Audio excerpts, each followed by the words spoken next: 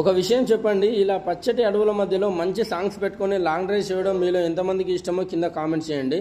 ఇప్పుడు నేను వెళ్తున్నది ఛత్తీస్గఢ్ ఒడిస్సా బార్డర్లో ఉన్న ఒక చిన్న విలేజ్కి. మొత్తం ఫారెస్ట్ ఏరియాలోనే దాదాపుగా 350 కిలోమీటర్లు జర్నీ చేయాల్సి ఉంటుంది.